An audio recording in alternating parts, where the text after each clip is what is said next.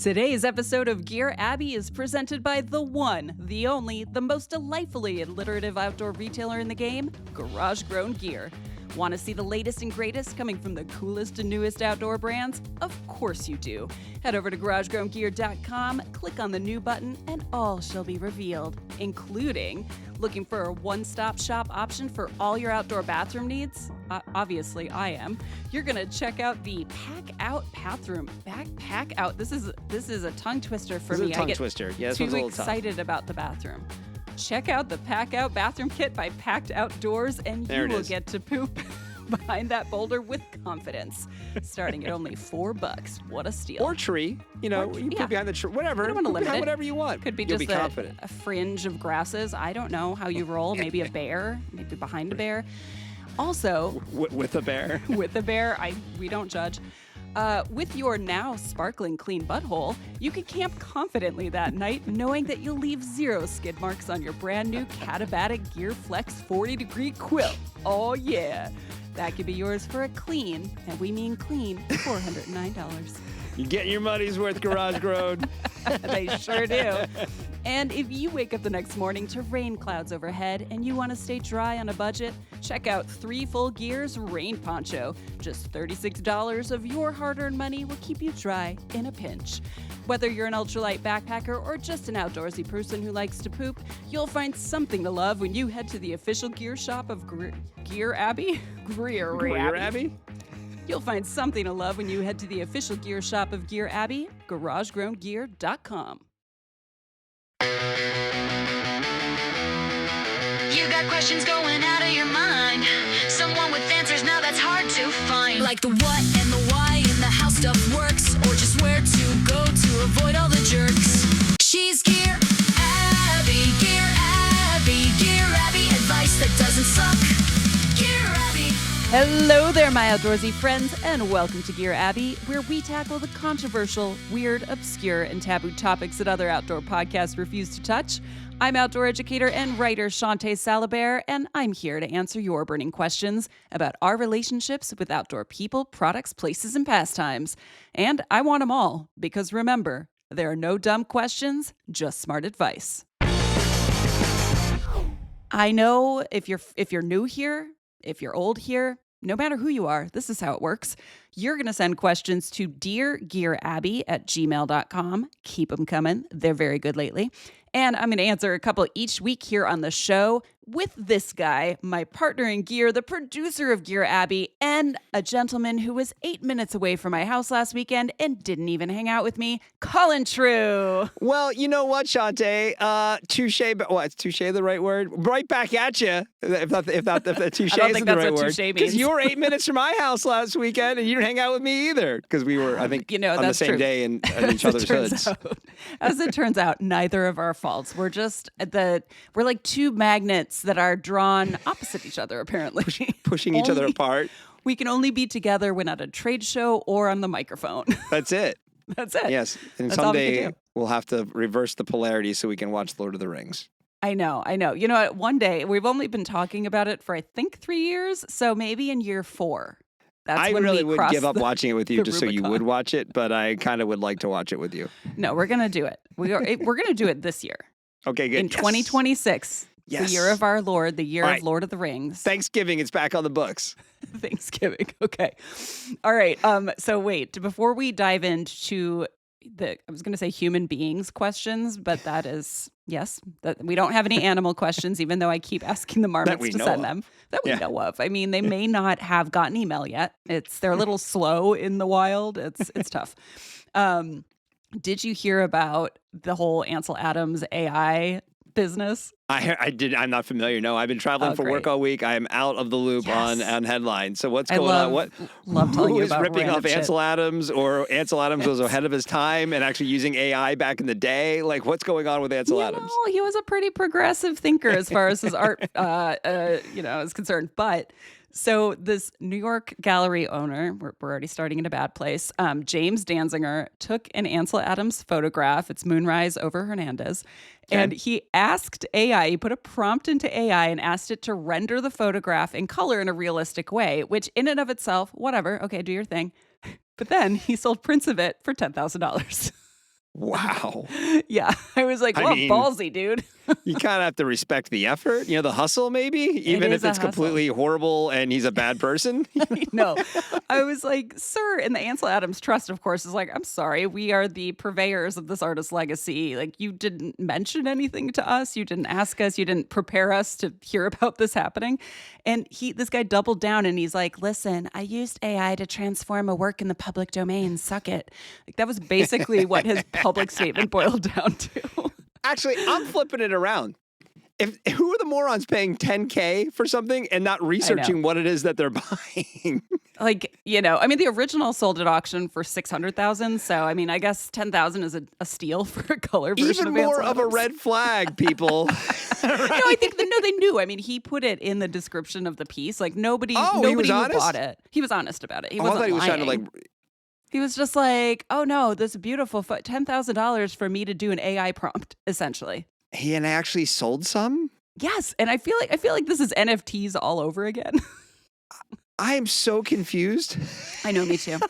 I don't know. I think everyone's confused. Oh, so this guy did a thing that I could do with my own Chat Claude or Chat GPT account. Yourself. But sure, here's $10,000. Thank you for doing it. Wow. Because he made a statement about artists. And listen, I'm a big fan of parody, and I'm a big fan of transforming art in the public domain as he thinks he's doing. But this is just a weird choice, sir. Weird choice. I don't know. Sorry, Ansel. We didn't do it. We didn't make this world. I guess be glad you're dead. I don't know. I like that little. Sometimes we just gotta get into it. We gotta have a little someone else. I fish shaked a little bit, but really like a light fish shaking. I'm feeling. That was a good fish shake. Yeah, dude. I'm in a proud good of that mood fish today. shake. That was a good one. Thank you. Yeah. I kept it light. Kept it easy. I know our other option was the whole Patagonia controversy. I'm glad we didn't touch that was on our that. other option. Yeah. Wow. Well, since we're not going to talk about it, let's talk about something else. Yes. How about our first real question? Well, I have a feeling you're going to like our first human question. Yeah, I have a feeling you're going to like our first question of the day. Not that you don't like any of our questions. There's never been one I've hated. I love them all. I'm very supportive like that. Well, you, on the other hand, not so sure. Yeah, no, I'm the one. I keep it real here on What am I? Am I AI? Am I the unreal one you're here? Just, you're just more in love with our listeners. You should be, because you're Gearabby. That's right. I am the loving big sister you all wish you had. Exactly. All right, first question. Hey, Gearabby. Hey, when hey, not dear. Hey, Gearabby. Hey, Gearabby. Hey. You're a PCTer, so I ask in all seriousness, why are all the PCTers shitting their pants all the time? Isn't this the third year in a row, fourth, fifth, that the PCT ends up in the news because people are shitting themselves? I feel like you don't hear about this with other trails. What gives? Signed, a backpacker who has never shit his pants. Is this a thing? It is a thing. Oh, man. Starting off strong. You're right. I do like that question a lot. Kind of nasty. It's kind of strong. It's just how we like it. You know what we like to talk about on this podcast. And yes, listen, ye of perfect continence, I assume you are talking about the norovirus outbreak that seems to happen every single year at the beginning. Yes. Okay, now I don't want to hear about this. This sounds terrible. Oh, yeah, you do. We're talking about it, Colin, because we're contractually obligated. We made rules for ourselves. We only made one contract with the state of California. There it is. It was mentioned. Nothing. Ding, ding. Wait, what are we singing? Bro. Dude, radical. Bro. Yeah. That's the sound. We're workshopping it still. More games have the sound effect. Sometimes I think about the people who just drop into the pod at a random episode and this is their first time listening. And they're like, what the hell are these people talking about? You got to go back. Go back and get all the lore. It's very important. So listen, there is a norovirus outbreak seemingly every year on the PCT. And if you're wondering, yes, it has happened again this year. And yes, it made the news. And yes, it feels like the PCT is one step away from becoming a cruise ship full of infestation sometimes. For many reasons, probably. In fact, a couple years ago, I was delighted to remember this. The CDC did an investigation along a stretch of the PCT in Washington to figure out what the hell was going on. Yeah, they're like, why are all these people shitting their pants all the time? Amazing. Yeah, it turns out there's a lot of fecal matter out there. But I will say, this is not the only trail this happens on. It comes up a lot on the AT as well. I've seen it. There's been news stories about it in the Grand Canyon on rafting trips. So to kind of answer your question perfectly continent person, I'm sorry, a backpacker who has never shit his pants. It is, so let's talk about norovirus. It is. Let's not talk about norovirus. Listen, it would be worse if we just gave each other norovirus. So let's talk about it so we don't get it. It's about prevention, Colin. Yeah. Okay? It's norovirus prophylactic. That's Gearabby for you. That's right. By the way, your mustache is looking very healthy today. Thank you. Yes, our listeners can't see it, but they wish that they could. You know? They wish they could see that instead of hearing what I'm about to talk about. No kidding. Maybe not all of them, though. Yeah, let's quit stalling. Let's get through this. I'm just trying to prolong the discomfort I see on your face. All right, so norovirus is shockingly a virus. It's super catchy. It causes intense inflammation in your digestive system. Mm-hmm. Can confirm. Can confirm. Been there, done that. Yeah, that's right. Unfortunately. I think my favorite factoid about it comes from the CDC's website, which, disclaimer, I cannot guarantee at this point that it's 100% accurate anymore, considering it is helmed by Kid Rock's BFF, old Jeans McSauna Pants. Yeah, I'm sure. I can't even laugh because that might be true. It might be true. No, but I do think this was from 2024, if I'm remembering right. They do say that noro is, and I quote, the leading cause of vomiting and diarrhea in the United States. Great. High praise by the virus What a thing community. to be known for. Yeah, norovirus is the top dog of diarrhea. What a. You think like the virus mixers, like all the other viruses, are like, oh fuck, noro's here. We're still number 2. Yeah, but not that number. Just not as good number 2. You know. Yeah. Sad the ranking of viruses. So how do you get norovirus? Well, it is super duper contagious, as I said, and it only requires a few teensy tiny particles of virus to just wreak havoc on your system. And those particles are generally transmitted by things, we'll just say, coming out either end of your body. Okay. Yes. Usually in a violent way. So we usually hear about this on cruise ships because it is a contained environment. You got people in close proximity. So you might wonder, how are PCT hikers who are out in the fresh air, theoretically, with 2,650 miles of trail to spread across, like how are these guys getting noro by the dozens every single year? That is because one simple truth. Hikers are filthy pigs who do not wash their hands properly. You know that's true. I know that's true. I've seen it. Yeah. I've witnessed it. I've been it. So here's the thing. The millisecond somebody's improperly cleaned poo hands reach into your bag of trail mix or touch something else that you touch, like your trekking pole or the handle of a privy or whatever, they have left behind some little gifts, little particles that will end up swimming around in your system. And that's because also a lot of thru hikers, you go and take your due, and then what do you reach for? Your hand sanitizer. Hand sanitizer doesn't kill norovirus. Doesn't do shit. Except for maybe you will shit then. It will be a chain reaction you don't want. So you actually have to, if there's a norovirus outbreak somewhere you are, you need to start vigorously washing your hands with soap and water.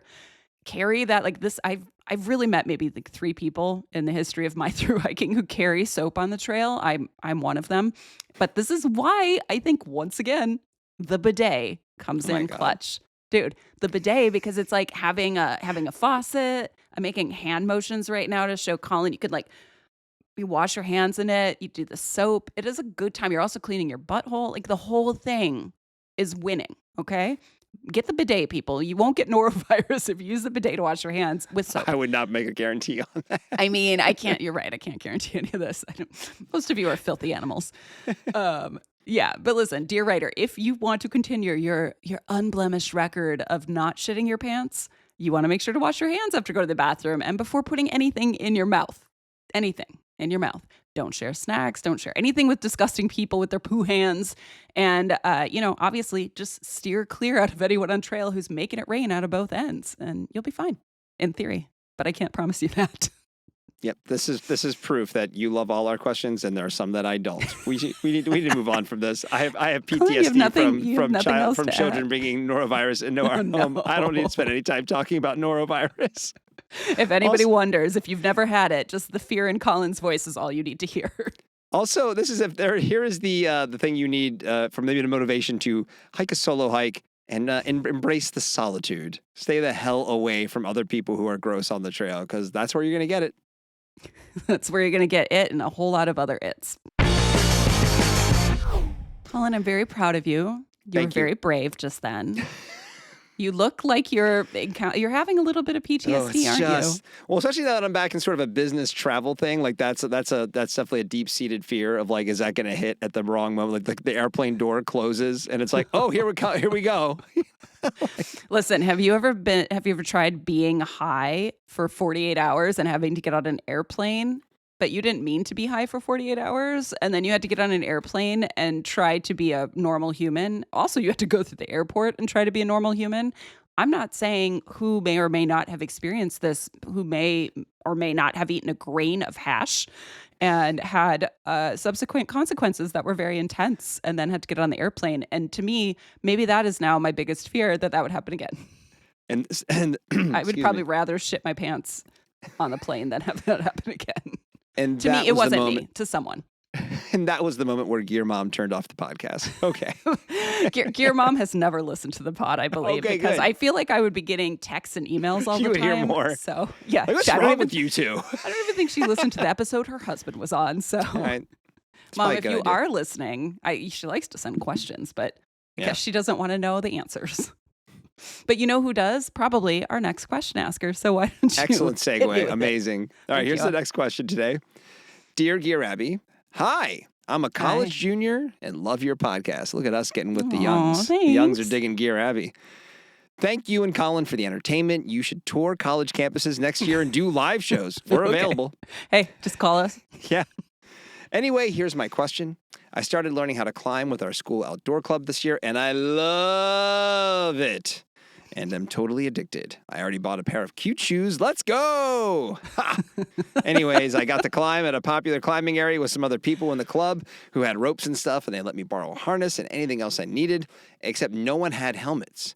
I didn't say anything, and it was fine, but I feel like sometimes I see pictures of climbers with helmets on, and sometimes they don't have them on. I know I'm a newbie, and I don't want to look dumb. Is this a thing for big mountains, or should you always wear them when climbing outside? When you're climbing outside, sincerely, Alexandra Honnold. LOL. People, when you're emailing, I like your emails to have as much flavor as possible so that Colin gets to read it out loud like that. Like, make your words bold, like add the LOLs. He loves reading the LOLs, in fact. If the performances catch on, we will start charging to send emails to Gearabby for the performance, you know? Yeah, we'll start. It's, with the OnlyFans is separate, okay? Remember. Yes, totally. Also, my Venmo is always open. It's Shawnté-Salibert. All right. So yeah, just tell us. We'll come for money. We'll be there where you are and say things to you. So anyway, I see what you did there, Miss Honnold. Nice signature, nice sign off. And yeah, listen, I can see why it would be confusing to figure out whether or not you need a helmet, because half the time, magazines, movies, social media, people's heads are just exposed for the taking, and the other half, they're all lidded up. So it's like, what is real? What should I do? I also cannot tell you how many times I've heard somebody say that you really only need to wear a helmet if you're doing serious mountaineering, not climbing at your local crag, which is just stupid. Okay, that's dumb. Okay, that's dumb, and I'm going to tell you why. Because you know what a helmet does? Colin, what does a helmet do? It protects your head. Oh my God, that's so true. Yeah. You know what it protects?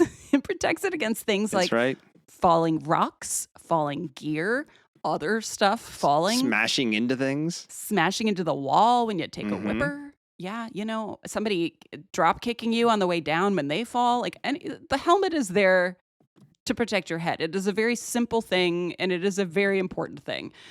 So, Alexandra, what should you do? You should, in my humble opinion, if you like your brain and you want to preserve it for as long as possible, which I'm guessing you do, you're in college, buy yourself a helmet and wear it whenever you're climbing or belaying or hanging out near the crag, anywhere outside. And yeah, if you are not used to buying outdoor gear, I get that they might seem kind of expensive. I was looking, helmets now are kind of around like $75 for most of them, it seems, but you can find them cheaper. Do not buy a used helmet. I repeat, do not buy a used helmet, because you don't know what happened to it before it was, while it was used. Somebody could have taken a hard fall and just been like, oh, let's see what other sucker wants this. I'm getting a new helmet. So just like a climbing rope. Don't buy a used climbing rope either. But yeah, listen, I get they might be expensive, but do you know what's more expensive, dearest Alexandra Honnold? A traumatic brain injury. Maybe. Well, I think yes. I think yeah. I guess unless you just die immediately, and then no, it's probably still more expensive. This because they got to remove you, take you somewhere. You don't have the bill, I guess, if you immediately perish from your traumatic brain injury. But yeah, listen, the other thing that always gets me is, so you're saying you're worried about looking dumb out there? You're going to look a lot more dumb with your brain splattered everywhere. I promise. Yeah, like a hole in your head. Stupid. And unavoidable. I feel like we're mostly over the you look dumb with a helmet era. Like, I think like my kids have just always biked with a helmet on, whereas I probably didn't wear a bike helmet until I was like 30. It shows. Right? Mm-hmm. And but I still though crack up at when you are like a lot of times if you're in the mountains, like in true mountain biking, and you'll see someone climbing and they'll have their helmet not on their head but on their bike because they're like, well, I'm going uphill. If I fall over, it'll be okay. It's like, number one, like, you can still get hurt, or somebody coming down could hit you and it could hurt you. Number two, it's actually easier to carry when it's on your head and when it's where it goes. So, I don't know. Like, this is just one of those. I mean, I think all sports have this. I mean, any sort of contact sport, they have helmet things, and it's like, oh, the more protection makes you look dumb. It's like, yeah, but it's protecting you. So, yeah, I mean, just put a helmet on, dude. Yeah, it's smart. You look smart when you are protecting you. And honestly, I mean, we've kind of talked about angles of this before. If people are dicks to you, I'd say, like, listen, show up at the Craig next time, wear your cool new helmet, brand new. And if anybody says anything, who cares? The only person who is looking out for you 100% out there is you, and hopefully your belayer if you're on belay. But yeah, take your head into your own hands and stay safe out there. We need PSAs to come back. Remember, like when they were trying to make seatbelts a thing in like the 80s, and they showed like some woman being like, I don't want to wear a seatbelt. It'll mess up my blouse. And they cut to like her basically as like a living vegetable in a chair, and someone, you know what I mean? Like just basically showing that, like, you're like, oh my God, I will wear a seatbelt forever. Just like scaring you in action. And this should be a side thing we do. Did I ever we could do our own PSAs for the outdoors? This is great. We're doing this.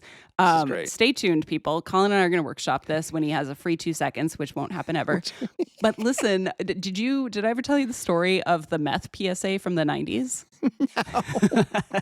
All right, everyone, listen, you can Google this on your downtime when you're done with this episode. Meth PSA 1990s, whatever.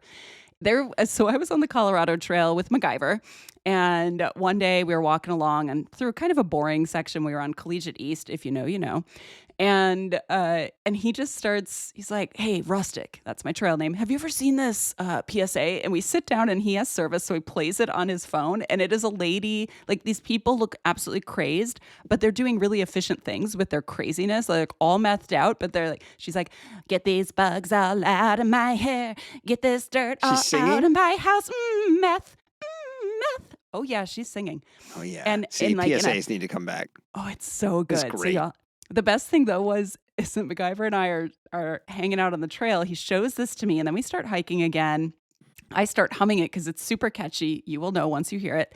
And I just start going, meth, meth. And as I turn a corner, singing that at just a normal volume, there's a guy walking his bike. I don't remember if he had a helmet or not. But he just looked at me, and I was like, it's a 90s PSA. And I just kept walking. It's like I have nothing else to say. Meth. That. Only could have been better if he like jumped in and knew the PSA. That would have been better. But only would have been better if he offered me meth. Actually, and then I could have been like, meth, no thanks. Which is not what they say in the PSA. They make it look really cool, unfortunately. But we'll do a better job, Colin, you and I, with our PSA service. I'm in. Oh, I like having a project with you, Colin. I do too. And actually, I do have one follow-up for Alexandra. I'm kind of curious, beyond the helmets, since you're a new climber at a climbing gym, how you feel about the dudes climbing without their shirts on in the climbing gym? That's sort of a pet peeve of mine in the old outdoors. I want them to protect my eyes by wearing a shirt. Yeah, just protect my eyes. My favorite is like going to like doing like an early session, like the gym's open like at 6 a.m. and it's like winter and it's cold in the gym and they're just like stripping down. Like I cannot climb with a shirt on. How dare you ask me to do so? How can I constrain my muscles? So right back in, Alexandra Arnold. What do you think about the shirtless dudes? I know they go to your gym because they go to every gym. That's right. We want to know. I don't. Colin does. We'll just leave it at that. All right. We have one more question. Time for one more question. Time for one more answer. What do we have? Let's do it. Dear Abby, my question is, if you were kidnapped in your nightgown, it's a lot of pretty presumptuous assuming that you wear a nightgown.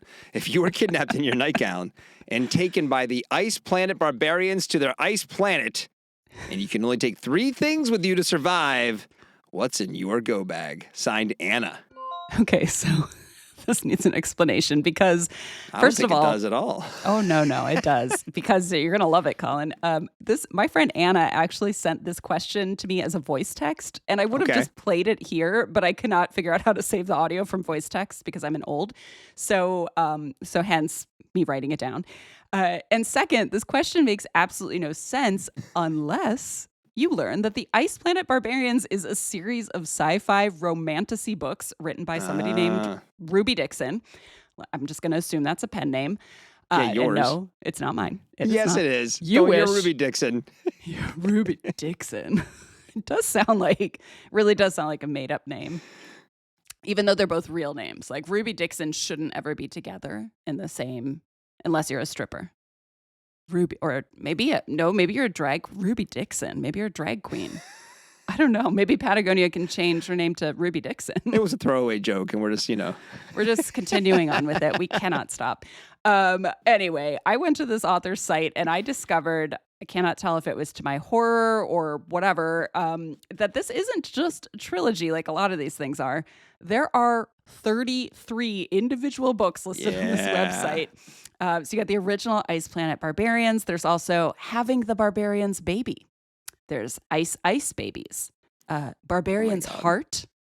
Barbarians Taming. And Barbarians Tease, among many others. So what is the premise? Because I feel like she was really she's like, you got to read these books. I'm like, I probably won't. But I did look up the premise to know what I'm responding to. I'm just going to read directly from the website. And I'm going to read it in my romantasy voice. I don't know what that is. You'd think being abducted by aliens would be the worst thing that could happen to me. And you'd be wrong. Because now the aliens are having ship trouble. And they've left their cargo of human women, including me, on an ice planet. And the only native inhabitant I've met, he's big, horned, blue, and really, really has a thing for me. And he's horned up, too. I was like, I'm sorry, what is this book? Anyway, we just answer the questions you send, which should be obvious from today's episode. So even when they're belligerent, let us turn this ship around, and I'm going to try to steer it towards practicality. So Anna wants to know what Colin's like, I don't know about that. I'm just curious where this is going to go. All right. Anna wanted to know what 3 items I'd bring if I was abducted to an ice planet by these big blue horny guys. I'm going to ignore all of the alien erotic subtext. I'm just going to focus on survival. No one wants that.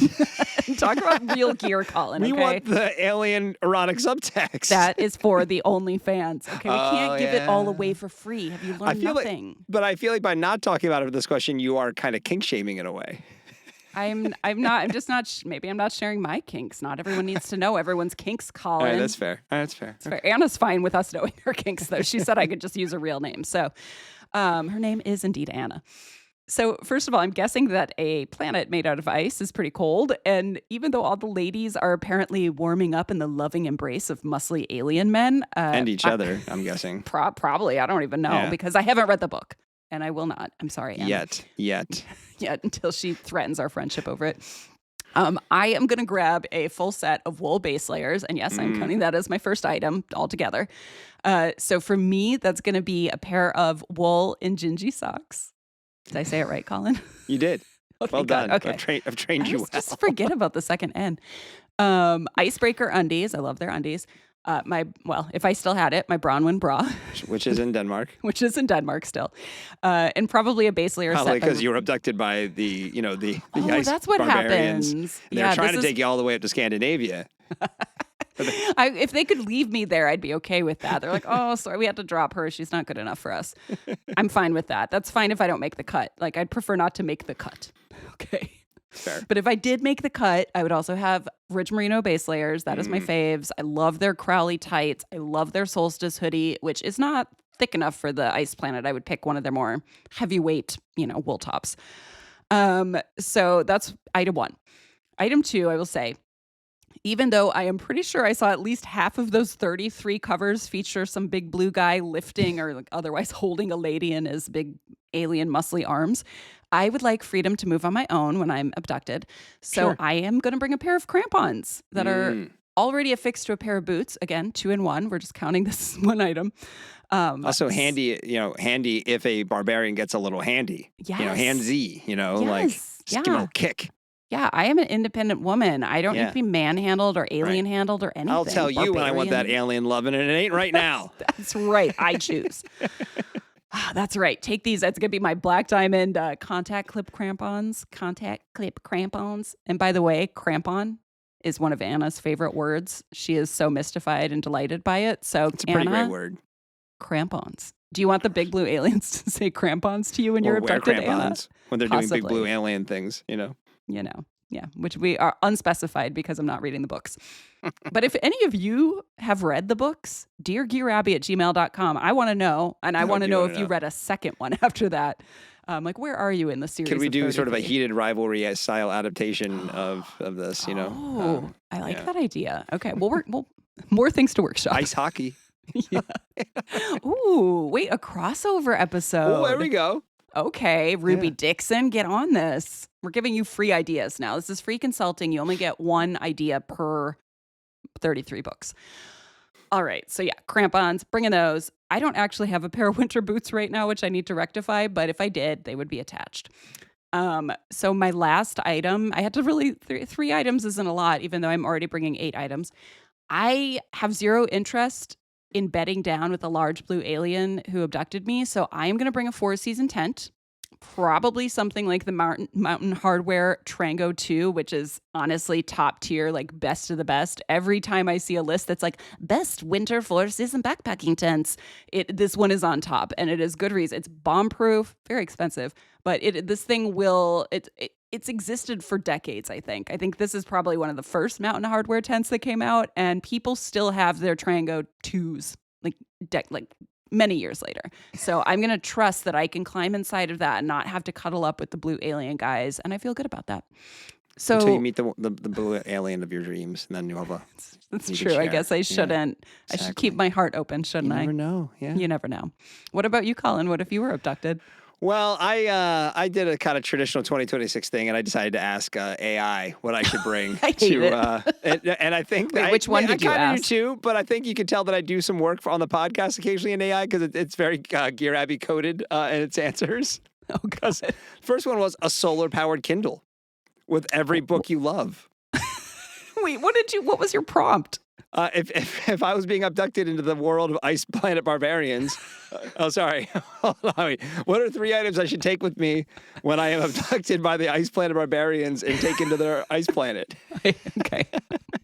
Okay, so wait, the first one is a solar powered Kindle loaded with every book you love, and it's endless entertainment during blizzards. Oh my God.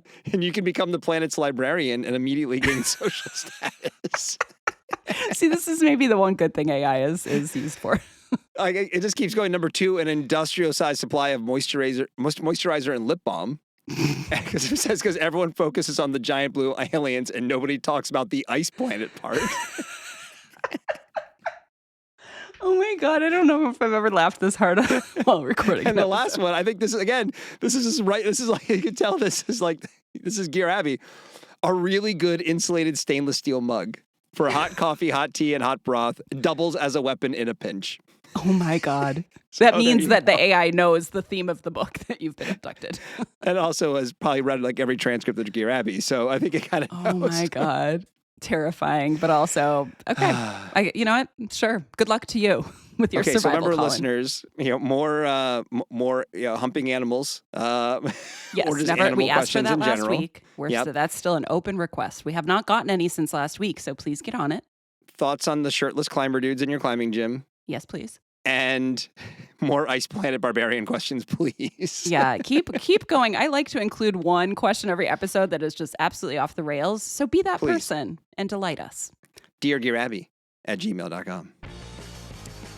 That's it for this episode of Gear Abby. Until next time, send your burning questions about your relationships with outdoor products, people, places, pastimes, and blue aliens from Ice Planet Barbarians to deargearabby@gmail.com, and I'm going to do my best to answer them or find someone who can. And of course, head over to your podcast listening service of choice and subscribe, rate, and review to support the pod and make my day. And follow us on Instagram at GearAbbyPod. In the meantime, today's episode was produced by this guy, Colin True. Barbarian. Oh, I didn't even ask you to do that. That was perfect. You read my mind. That's why we do this podcast. I'm Shawnté Salabert, and remember, there are no dumb questions, just smart advice.